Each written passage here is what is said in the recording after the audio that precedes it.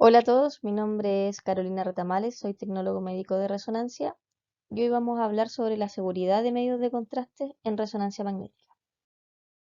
Vamos a empezar hablando de la base de estos medios de contraste, que es el gadolinio. Este es un metal que en forma libre es tóxico para nuestro organismo, por lo tanto tiene que pasar por un proceso de quelado, que se le adosan moléculas orgánicas para que este gadolinio no interactúe con nuestro cuerpo y no sea tóxico. Los podemos clasificar en dos grandes grupos, que son los medios de contraste lineales y los macrocíclicos.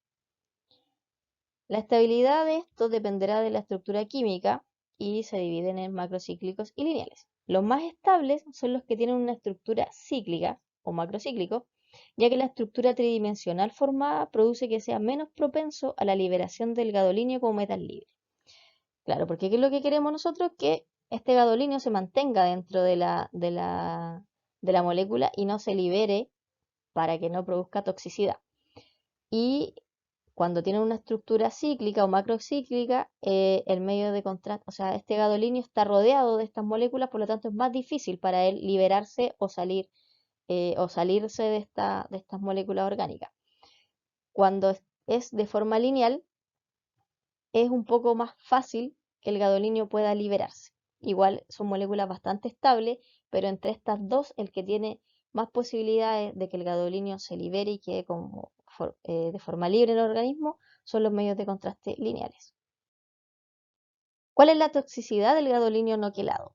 Los efectos son necrosis celular, fibrosis, lesiones asociadas al depósito del mineral en ciertos órganos, y los órganos más afectados son el riñón, produciendo una enfermedad que se llama fibrosis nefrogénica sistémica, que vamos a ver más adelante.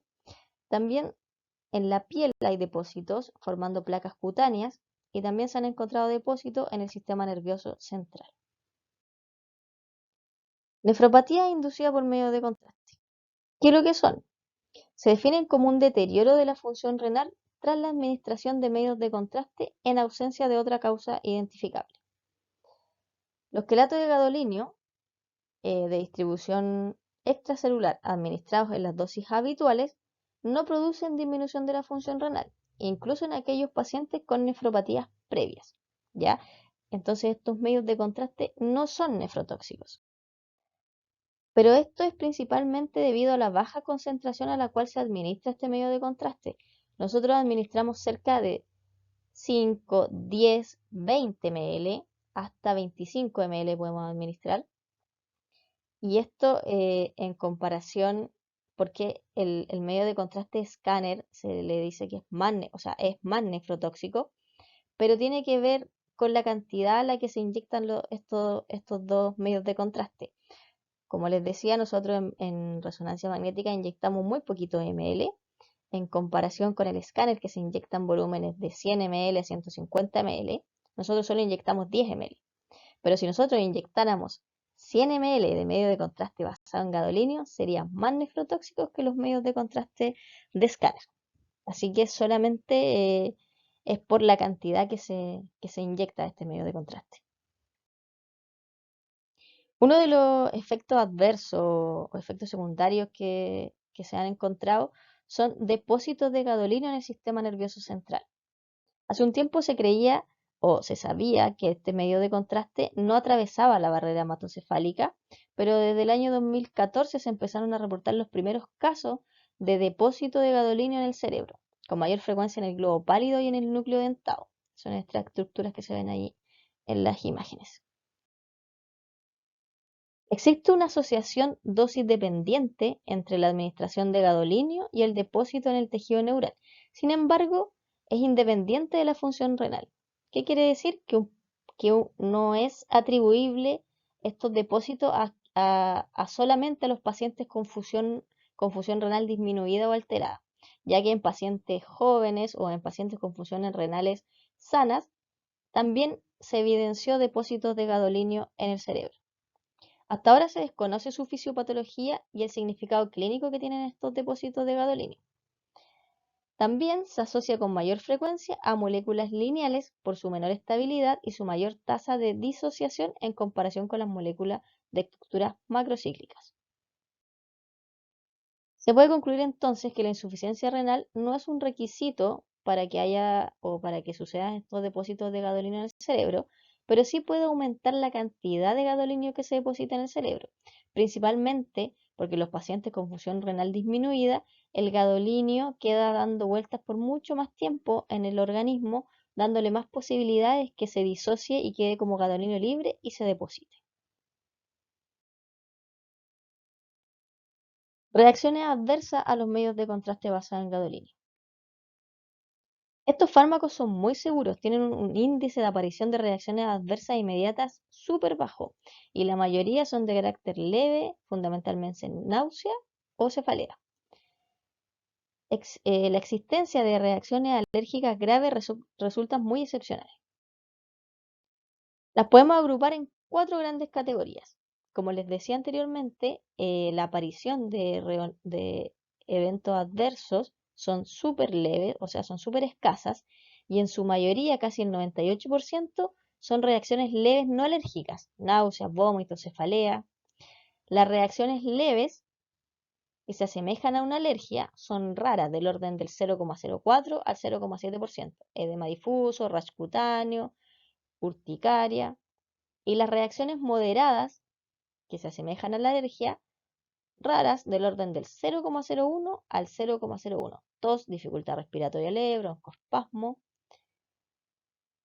También han ocurrido reacciones anafilactoides con riesgo vital, pero son muy raras, del orden del 0,003 al 0,1%, que son dificultad respiratoria grave, broncoespasmos severos y se tratan igual que un shock anafilactoideo a los medios de contraste basados en yodo.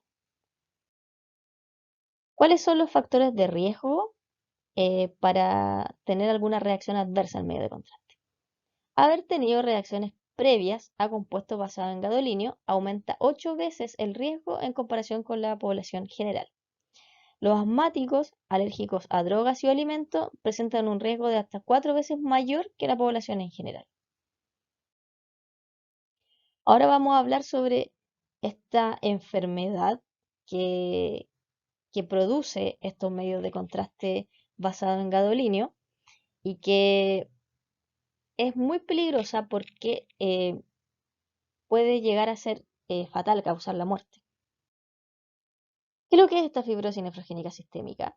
Es un trastorno fibrosante multisistémico poco frecuente que afecta a los pacientes con enfermedad renal crónica que han sido expuestos a medios de contraste basados en gadolinio. Otra cosa importante de esta patología es que no aparece inmediatamente luego de la administración del contraste, sino que puede aparecer días a meses después con un promedio de 2 a 10 semanas. Incluso se han reportado casos de que ha aparecido hasta 8 años luego de la administración de medios de contraste. Clínicamente puede simular un escleromixedema y se caracteriza por un rápido engrosamiento, endurecimiento e hiperpigmentación progresiva de la piel, principalmente en las extremidades, y que progresa desde las piernas y los pies hacia proximal. Además, puede afectar otros órganos como el diafragma, corazón, pericardio, pulmón, entre otros. Por eso es que esta enfermedad puede llegar a ser mortal.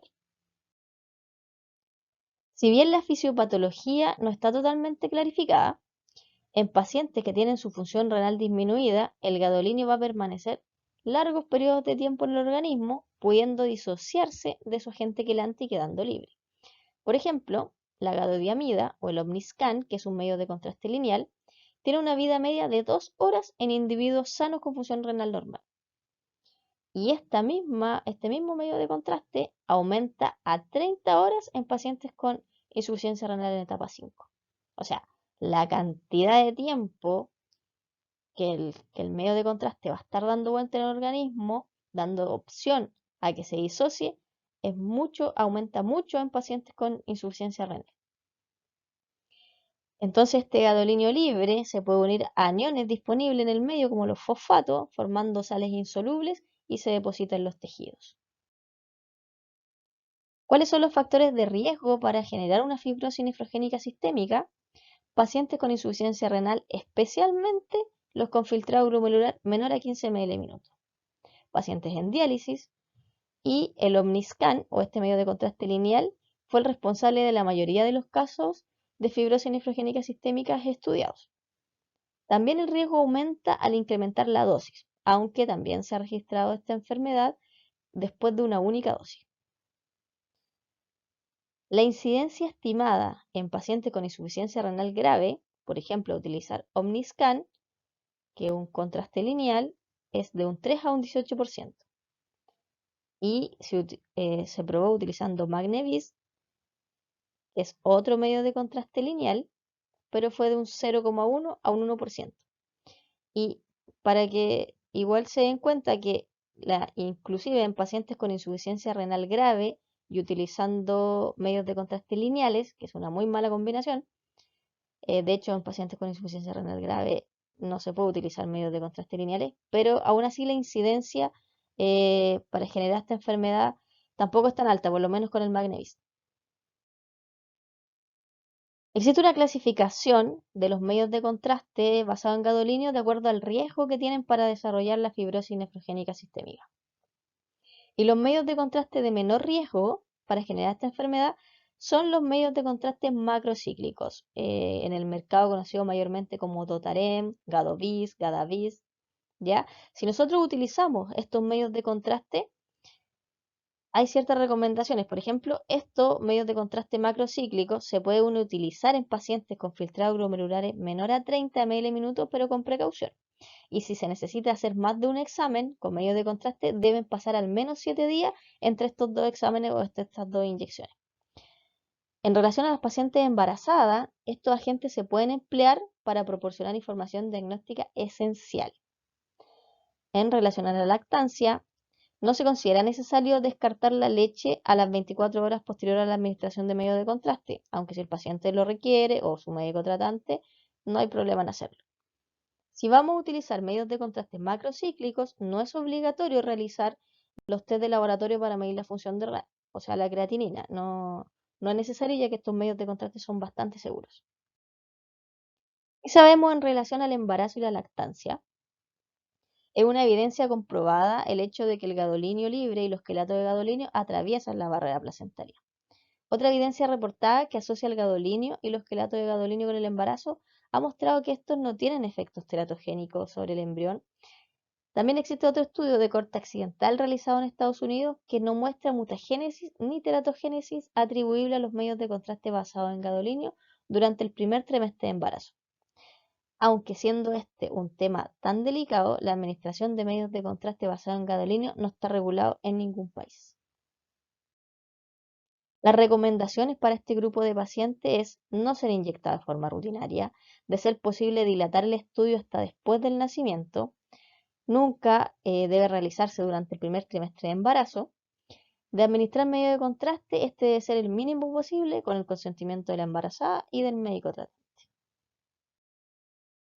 En el grupo de neonatos y menores de un año, tanto la FDA como la ESUR autorizan la administración de medios de contraste basados en gadolinio exclusivamente en población adulta. Los neonatos son considerados como insuficientes renales funcionales, con un índice de función renal igual a un paciente con enfermedad renal crónica en etapa 3. En muchos casos se ve que hay que evaluar porque en estos pacientes la ecografía tiene un muy alto rendimiento. El uso de medios de contraste basado en gadolinio en esta población se debe hacer solo tras la evaluación cuidadosa de cada caso, lo que no excluye que esta sea autorizada por los padres a través de un consentimiento informado gestionado por el médico tratante, quien previamente evalúe los costos y beneficios de realizar esta exploración. Y obviamente la dosis de medio de contraste debe ser la mínima posible. A modo de resumen, las recomendaciones generales es nunca denegar la exploración clínica bien indicada mediante resonancia magnética a un paciente. Usar en todos los pacientes la menor cantidad de medios de contraste necesarias para obtener un buen resultado diagnóstico. Y registrar siempre en el historial del paciente el nombre y la dosis de medios de contraste utilizados. Ya, como pudimos ver, los medios de contraste basados en gadolinio, dado que se inyectan muy poquitas cantidades, no produce nefrotoxicidad, son muy estables sus moléculas, inclusive si ocupamos contrastes macrocíclicos, se pueden utilizar nos abre el abanico a poder utilizar en pacientes con función renal más disminuida. Entonces es un contraste relativamente seguro y que inclusive hay pacientes que tienen contraindicaciones para utilizar medios de contraste yodado y tienen la opción de poder realizarse una resonancia magnética con contrastes macrocíclicos como acá hay uno que se llama Dotarem, que es con su nombre comercial, pero hay otros medios de contraste macrocíclicos que tienen otros nombres comerciales. Eso, espero que haya quedado un poquito claro y cualquier consulta nos vemos en las reuniones presenciales. Que estén muy bien.